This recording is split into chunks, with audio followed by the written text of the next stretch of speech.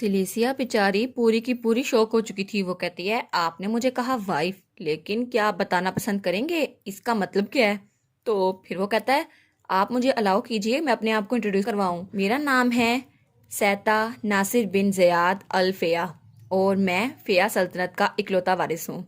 और फ़िया सल्तनत के बारे में तो आपको पता ही होगा, है ना? तो मैं आपको मौका दे रहा हूँ कि आप मुझसे शादी करके वहाँ राज करें। तो पीछे से रायन, उसने तो पॉपकॉर्न खोल लिए थे, वो तो जैसे कोई पिक्चर देख रहा था, इंजॉय कर रहा था इस सबको। तो सहता आगे बताते हुए कहता है, ओरिजिनली मैं फाउंडिंग फेस्टिवल अटेंड करने के लिए यहाँ आया था, लेकिन यहाँ आने का मेरा एक और रीजन भी था कि मैं आपको ढूंढ सकूं साशा, ताकि आप सुल्तान की वाइफ बन सके। तो वो कहती है, क्या सुल्तान की वाइफ? वो तो बहुत ही ज्यादा शौक थी। वो कहती है, आखिर ये क्या बकवास करी जा रहा है, मेरी समझ में कोई बात क्यों नहीं आ रही? तो वो कहती है, लेकिन लेकिन लेकिन मेरी बात तो सुनो। अगर हम फिया की बात करने हैं तो ये एक डिजर्ट नेशन है ना, जो ईस्टर्न साइड पर है आशिया कॉन्टिनेंट के।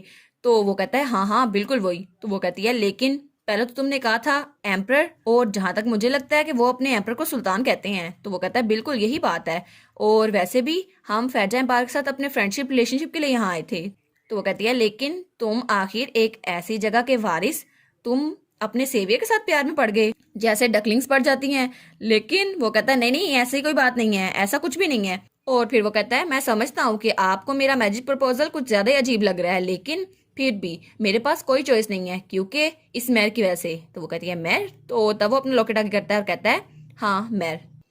तो वो कहती है, अच्छा, मुझे मैर के बारे में हिज मेजेस्टी ने तो बताया था, लेकिन आप मुझे इसके बारे में और बताएंगे? तो वो कहता है, हाँ, फैजा एम्पायर में रून मैजिक होता है, लेकिन फेया में हमारी पावर मैर में होती है, और ये एक पावरफुल मैजिक है जिसकी वजह से टाइम को मैनिपुलेट किया जा सकता है, लेकिन ये जितना ज्यादा ताकतवर है उससे ज्यादा खतरनाक है, और कोई यंग और स्ट्रॉन्ग बॉडी ही इसको हैंडल कर सकती है, और मेरे अलावा पूरे एम्पायर में कोई ऐसा नहीं था जो इसका वारिस बन सके, और पूरे रॉयल फैमिली में सिर्फ मैं ही ऐसा था, इसलिए मुझे मैर मिला, और मैं अब क्राउन प्रिंस बन चुका हूँ। लेकिन सबसे बड़ा मसला यही है कि इसको हैंडल करने के लिए ह्यूमन बॉडी का बहुत ज़्यादा स्ट्रांग होना ज़रूरी है, लेकिन इस पावर को इनहेरिट करने के बावजूद भी ये मुझसे पूरी तरह स्टेबलाइज नहीं हो रही थी, और अगर ये आउट ऑफ कंट्रोल चली गई तो बहुत ज़्यादा नुकसान हो जाएगा, और मैं चाहे जितनी मर्जी कोशिश कर लेता, लेकिन ये कभी मसला हल नहीं हो रहा था।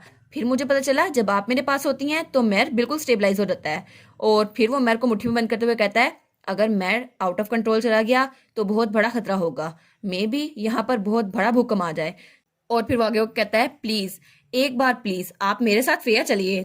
तो हमारी हीरोइन कहती है, क्या? लेकिन मैरिज तो बिल्कुल सडन हुई ना, और वैसे भी तुम सुल्तान बेशक बन जाओ, लेकिन इसका ये मतलब नहीं होगा कि मैं एम्प्रेस बन जाऊंगी, और तुम इतनी आसानी से ये पोजीशन किसी को कैसे दे सकते हो? वो कहता है, नहीं नहीं, आप फिक्र मत करें, सुल्तान की वाइफ क्वीन से डिफरेंट होती है, ये एक ऐसा रोल है जिसे सुल्तान खुद चुनता है। वैसे भी उसके अलावा बहुत सारी कॉन्सर्ट होती है ताकि वो नेशन को गवर्न कर सके। तो वो कहती है, क्या?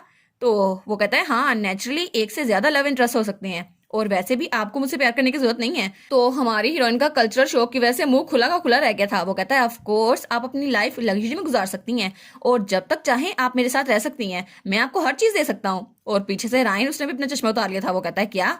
मुझे इस बारे में नहीं पता था, क्या सच में ऐसा कुछ भी होता है? तो वो कहती है, नहीं नहीं, ये सब कुछ बकवास है, फिर भी एक ऐसी कंट्री में जाना अपनी कंट्री को छोड़कर, ये बहुत ज्यादा अजीब लगेगा। तो वो कहता है, अच्छा, तो आपको क्या चाहिए? आपको सोना चाहिए, स्पेल बुक चाहिए, या कुछ और? मैं आपको सब कुछ दे सकता हूँ। तो राइन, वो तो अपना चश्मा पीछे फेंक चुका था, वो कहता है, बस शो खत्म हो गया। लेकिन सिलीसिया, वो तो बेचारी और बातें किए जा रही थी। वो कहती है, इसके बावजूद सबसे अहम बात तो ये है कि तुम अभी तक बच्चे हो। वो कहता है, क्या? मैं बच्चा नहीं हूँ, मैं अभी भी यंग हूँ। तो राइन बेचारे का मुंह बन गया था, और फिर वो अपना मैर यूज करता है, और अपनी पावर का जब इस्तेमाल करता है तो दोबारा से बच्चा बन चुका था। वो कहता है, देखा, अभी जो तुमने मेरी बॉडी देखी थी वो सिर्फ टाइम की वजह से थी, लेकिन अगले साल मैं ऑफिशियली एक अडल्ट बन जाऊंगा, मैं भी बच्चा नहीं हूँ। लेकिन सिलीसिया के सामने तो वो सच में बच्चा लग रहा था। वो कहती है, इतनी छोटी पेरेंट्स के साथ। तो वो कहता है, क्या तुम्हें समझ आ गई? अब तुम मेरे प्रपोजल पे सही से कंसीडर करो, क्योंकि फिया का फ्यूचर तुम पे डिपेंड करता है। तो तब हमारी सिलीसिया उसको उठा लेती है। वो कहता है, क्या? ये मुझे उठा क्यों रही है? तो वो जल्दी से उसे गले करती है। वो कहती है, लेकिन तुम्हारी स्पाल अपेरेंस कितनी ज्यादा क्यूट है, कितनी ज्यादा क्यूट है ना तुम, छोटे से बच्चे। वो कहता है, क्या तुम मेरी बात सुन भी रही हो? नहीं, मैं तुम्हें प्रपोज कर रहा हूँ और तुम मुझे उठाई फिर रही हो। वो कहती है, नहीं नहीं, तुम मेरे साथ ऐसे क्यों नहीं रह सकते, मैं तुम्हारा अच्छा ध्यान रखूंगी, और इसके लिए मुझे फ्यूचर सुल्तान के साथ जाने की जरूरत भी नहीं पड़ेगी। लेकिन राइन वो किसी तरफ देखता है। वो कहता है, क्या वो लोग चले गए? तो वो चिल्ला कहता है, ओ नो, तुम लोग की बातों में हमें इस बात का ध्यान नहीं रहा। और जब वो वहां पर देखता है तो चिल्लाते हुए कहता है, सिस्टर इन लॉ, हमें वहां जाना होगा, हमें उस बग्गी पे सवार होना होगा। तो सिस्टर कहती है क्या? तो वो उसका हाथ पकड़कर वहां से ले जाता है। तो वो कहता है अगर हमने ये बग्गी मिस कर दी तो इसके बाद बहुत मुश्किल से हमें चांस मिलेगा, इसलिए हमें जल्दी करनी होगी। तो सिलिसिया कहती है एक मिनट रुको तो सही, कुछ और तक एक्सप्लेन करो। लेकिन सिलिसिया के बाल हवा में उड़ रहे थे और वो उसको खींच ले जा रहा था। और तब बग्गी में बहुत ज्यादा हलचल थी और वो लोग बग्गी में बैठ चुके थे और बेचारा राइन और सिलिसिया तो गहरी सांस ले रहे थे। तो राइन कहता है हम तो बहुत मुश्किल से पहुंचे। सिलिसिया कहती है अगली बार ऐसा कुछ करने से पहले मुझे वार्निंग तो दे देना। तो तब वो वहां बाकी लोगों को देखते हैं, सब लोग उन्हें घूर के देखी जा रहे थे। तो वो लोग कहते हैं लगता है कुछ सस्पिशियस लोग यहाँ पर घुस आए हैं। लेकिन हमारा राइन कहता है नहीं नहीं, आपको मैंने डरा दिया, लेकिन आपको पता नहीं होगा हम भी इस चर्च के बिलीवर्स हैं, हमने इसके बारे में सुना था कि बहुत अच्छा सफर होने वाला है, तो हम भी आ गए। तो वो औरत कहती है अच्छा तो तुम यहाँ ट्रैवलर के तौर पर आए हो, ठीक है, जरा यंग लगते हो, क्या तुम नहीं हो? वो कहता है हाँ हाँ बिल्कुल। तो सिलिसिया कहती है आखिर तुम सोच क्या रहे हो, कुछ मुझे भी बता दो ताकि मेरे भी पल्ले कुछ पड़े। तो रायन कहता है वेल हेडक्वार्टर में बहुत ज्यादा सीक्रेट्स हैं, तो मुझे उसका पता लगाना ही होगा, इसके लिए वो फैमिली यूनिट्स को वहां ले जा रहे हैं, तो मैं भी आपकी फैमिली के तौर पर वहां जा रहा हूँ। और वैसे भी हमें उनके डर्टी डीड्स का पता तो है, लेकिन हमें कुछ सबूत चाहिए, इसलिए वो लोग जो बाहर बैठे हैं ना, हमें उनका पता लगाना होगा। तो वो कहता है इसीलिए मैं आपको अपने साथ लेके आया हूँ, हम दोनों कपल्स की तरह बिहेव करेंगे। तो सिलिसिया कहती है क्या कपल्स की तरह? तो वो अपना मुंह बंद कर लेती है। वो कहती है तुम आखिर क्या बकवास कर रहे हो? तो वो कहता है चुप, बिल्कुल चुप। और सब लोग उसी को घूरी जा रहे थे। तो सिलिसिया कहती है नहीं नहीं सीरियसली, मैं ही क्यों, तुम अपने साथ किसी गार्ड को क्यों नहीं ले आए? तो रायन कहता है कम ऑन, मैं गार्ड्स का कैप्टन हूँ, मैं कैसे प्रिटेंड कर सकता हूँ अपने किसी सबऑर्डिनेट से फेक मैरिज करना? वो कहती है हाँ हाँ फिर भी कभी कभी तो तुम बहुत ही ज्यादा रीजनेबल लगते हो, वरना तो तुम बेवकूफी लगते हो। तो वो कहता है और इसके अलावा सिस्टर इन लॉ आपके पास तो खुद को प्रोटेक्ट करने की स्किल भी है, तो मुझे आपको बचाना नहीं पड़ेगा, और वैसे भी आप तो एम्पायर के साथ बिल्कुल डेडिकेटेड है, और वैसे भी यह वहाँ के सिटीजन का फर्ज नहीं है कि हिज मेजेस्टी की सेफ्टी की फिक्र करे। सिस्टर कहती है फिक्र और मुझे? तो वो कहता है हाँ हाँ बिल्कुल, ये मैटर एम्पायर के फेट का है और हिज मेजेस्टी की वेलबींग का, तो आप कोऑपरेट करेंगी है ना? तो सिस्टर कहती है अगर तुम ऐसे ही बात कर रहे हो तो मैं ना नहीं कह सकती। तो तब वहाँ एक बच्चा था, वो कहता है मामा मुझे भूख लगी है। तो उसकी माँ कहती है हाँ हाँ ठीक है, हम जल्दी अच्छी जगह पहुंचने वाले हैं। तो तब उनके साथ सेटा भी आ गया था। वो कहता है मैं तुम लोग का प्लान समझ तो गया, लेकिन आखिर तुम लोग के साथ मैं क्यों यहाँ पर आ गया हूँ?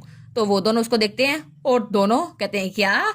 तो वो चिल्ला के कहता है सच में तुम इसको भी साथ में ले आई? तो सिलिसिया कहती है तुम्हें अब पता चला, मुझे भी अभी पता चला, मुझे क्या पता तुम मेरे हाथ पकड़ोगे और वो भी साथ ही खींचा चला आएगा, और वैसे भी तुमने मुझे बगैर प्लान के खींचा था। तो वो कहता है फिर भी तुम्हें एक्सप्लेन तो करना चाहिए था ना। तो सिलिसिया कहती है क्या अब हम क्या करें, अब हम ये ना कह दें ये हमारा बेटा है? तो वो कहता है बस भी कर दो, कोई बात तो सेंस बनाती हो। और वो बग्गी आगे जाई जा रही थी, और जब वो कैरिज सिलिसिया और रायन के साथ बॉर्डर पार कर रही थी, दूसरी तरफ स्वॉर्ड फाइट चल रही थी, और एम्परर और नॉर्दर्न ड्यू की लड़ाई में नॉर्दर्न ड्यू की तलवार नीचे गिर चुकी थी, तो एम्परर वो जीत चुका था, और उस वक्त एम्पीरियल पैलेस की बैटल का फैसला आखिर में हो ही चुका था, और दोनों ही बहुत ज्यादा थक गए थे। और सिलिसिया का डैड तो बहुत ज्यादा खुश था। वो कहता है देखा इस वजह से जीत गए, मुझे पहले ही पता था वो जीत जाएंगे। और हुमार यूकन वो तो बहुत ही ज्यादा चिढ़ा हुआ था। वो कहता है आखिर ये जीत क्यों गया? तो सिलिसिया का डैड कहता है देखा देखा, 2 मैच हुए, दोनों में वो जीत गया। तो यूजीन कहता है ठीक है, मेरी तलवार टूट गई तो इसका मतलब मैं हार मानता हूँ। तो एम्पर कहता है चलो तुमने हार मान तो ली, लेकिन उसको भी पसीना आ रहा था। वो सोचता है ये तो बहुत ही ज्यादा डेंजरस था, मुझे लगा था मैं अपना एक हाथ यूज करूंगा फिर भी मैं उसको पीछे धकेल सकता हूँ, लेकिन यूजीन तो बहुत ही ज्यादा ताकतवर हो गया है, क्या वो सच में इस लेवल तक पहुंच चुका है? तो वो वहां से मुड़ता और कहता है मुझे इतनी दूर तक नहीं जाना चाहिए था, मुझे अपनी स्ट्रेंथ का पता तो है, लेकिन फिर भी एक ड्रा सफिशिएंट होता, आखिर में इतनी दूर क्यों गया? और वो कहता है चलो बहुत ज्यादा देर हो गई है, मुझे अब बैंक्वेट हॉल में वापस आना चाहिए। लेकिन तभी मिरी वहां भागता हुआ आता है। वो कहता है योर मैजेस्टी। तो एम्पर कहता है अब तुम्हें क्या हुआ, कोई नया मसला तो नहीं आ गया? तो मिरी कहता है जी बिल्कुल, लॉर्ड राय ने अभी एक लीव रिक्वेस्ट दी है और गायब हो गए। वो कहता है क्या लीव रिक्वेस्ट, फाउंडिंग डे पर? वो कहता है हाँ हाँ बस वो ऐसे ही है ना, आपको पता तो है, लेकिन आपको ये पढ़ना चाहिए। तो वो उसको एक कागज देता है। तो एम्पर कहता है क्या, अब इसमें क्या लिखा है? वो कहता है आपको इसे खुद पढ़ना चाहिए। तो एम्पर जब उसमें पढ़ता है तो उधर रायन की लीव रिक्वेस्ट थी, जिसमें उसने अपनी पोजीशन ना बताया था, और उसने वहां जाने का टाइम कुछ भी नहीं बताया था, लेकिन लोकेशन थी किटोसान, और reason for leave academic activity, northern due club activity. और तब एम्पर रायन को इमेजिन करता है जो कह रहा था ऊपर जो कुछ लिखा है इसको पढ़ ले भाई और रिक्वेस्ट को अप्रूव कर दे। तो एम्पर कहता है सच में? और नीचे लिखा था रिमार्क्स, मेरे साथ साशा भी जा रही है। तो वो कहता है क्या साशा? तो वो कहता है मेरी क्या साशा यहाँ पर नहीं है? तो मेरी कहता है जी बिल्कुल, ड्रेस चेंज करने के बाद वो भी अचानक गायब हो गई। तो एम्पर कहता है क्या, उसने कहा किटोसान? और इस वक्त साशा लोगों की करंट लोकेशन थी जिक्रिट, लेकिन उसके बाद वो कीटोसान जाने वाले थे जो कि बहुत ही ज्यादा दूर था और उनका सफर तो कुछ ज्यादा ही लंबा था। और राइन वो तो एक और ड्रेस निकाल लाया था जो वो सेटा को पहनाने वाला था, लेकिन सेटा कहता है क्या अब मैं अपना रॉयल ड्रेस छोड़कर ये कॉमनर्स का ड्रेस पहनूं? तो सिरिसा कहती है हाँ हाँ ये तो बहुत ही ज्यादा अच्छा लगेगा तुम पर। तो सेटा कहता है आखिर यहाँ पर हो क्या रहा है और हम लोग जा कहाँ पे रहे हैं? और इसी के साथ ये वाला पार्ट यहाँ पर ख़त्म। तो आप लोग बताइएगा आपको ये पार्ट कैसा लगा। प्लीज़ लाइक करिएगा, कमेंट करिएगा और शेयर करिएगा। और जो न्यू व्यूवर्स हैं काइंडली वो चैनल को सब्सक्राइब कर दें। और पिछली वीडियोस का लिंक आपकी स्क्रीन पर नज़र आ रहा होगा तो काइंडली उनको भी चेकआउट कर लें। Thank you so much.